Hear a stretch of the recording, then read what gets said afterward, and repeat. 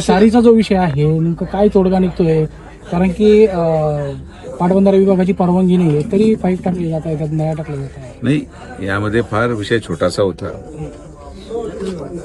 त्यावर खरं पाहायला गेलं तर चर्चा जास्त झाली आणि विषय फार छोटा आहे माझ्या दृष्टिकोनातून.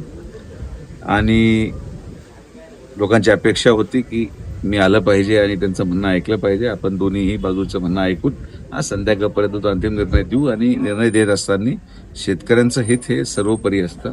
शेतकऱ्यांचं हितले जोपासलं जाईल आणि जे कोणी त्याच्या समर्थनामध्ये असतील त्यांचं देखील समाधान आपल्याला कसं करता येईल असा मार्ग आम्ही संध्याकाळपर्यंत काढून त्यांना कळू. आणि हा वाद याच्या पुढे आजपासून पुढे होणार नाही. खरं जर बघितलं तर विखे पाटील कुटुंब हे नेहमी शेतकऱ्यांच्या बाजूने, शेतकऱ्यांच्या हिस्सासाठी राहिलेलं आहे. पाण्यासाठी मोठा लढाई दिलेला आहे पद्मभूषण बाळासाहेब विखे पाटलांनी.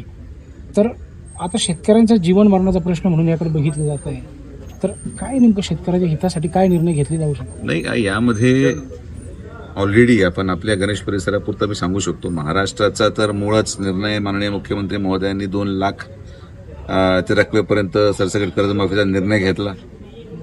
महायुती सरकारने घेतला आणि माननीय मुख्यमंत्री महोदयांच्या नेतृत्वाखाली आम्ही काम करणारे लोक आहोत. त्याचबरोबर महायुती सरकारच होती ज्यांनी शेतकऱ्यांना टोटल शेतीसाठी वीज पूर्णपणे मोफत दिलेली आहे. तर हे शेतकऱ्यांचं हिताचं सरकार आहे.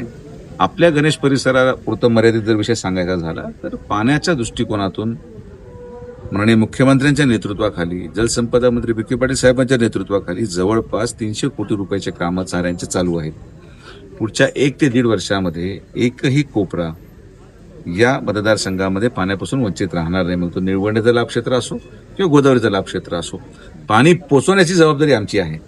आता त्या पाण्याचा वापर करत तिथला स्थानिक शेतकरी कुठलं पीक लावतो आणि कसं त्याची उपजीविका त्याच्यावर चालवतो, हा पूर्णपणे स्वायत्ता आणि तो निर्णय हा शेतकऱ्यांचा आहे. आणि ते वेगळ्या वेगळ्या पिकांच्या माध्यमातून त्याचं उत्पन्न शोधतील. पण पाईप बंद जर पाणी गेलं तर शेतकऱ्यांना त्याचं पर्क्युलेशन असेल, विहिरीला बोरला पाणीच मिळणार नाही. आता हे जे काही चारीचा बंदिस्त करायचा प्रश्न होता, हे आता आपण सगळ्यांची भावना जाणून घेतलेली आहे. आणि मला असं वाटतं की सकारात्मक आणि सामंजस्याने तोडगा निघेल आणि समाधानकारक तोडगा निघेल.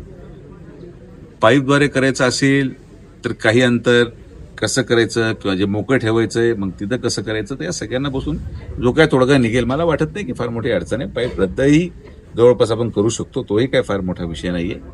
तर या प्रश्नावर प्रशासनाच्या वतीने जर कुठल्याही प्रकारे कोणावर अन्याय होणार नाही ही जबाबदारी माझी आहे. हा शब्द आपण ग्रामस्थांना दिलेला आहे.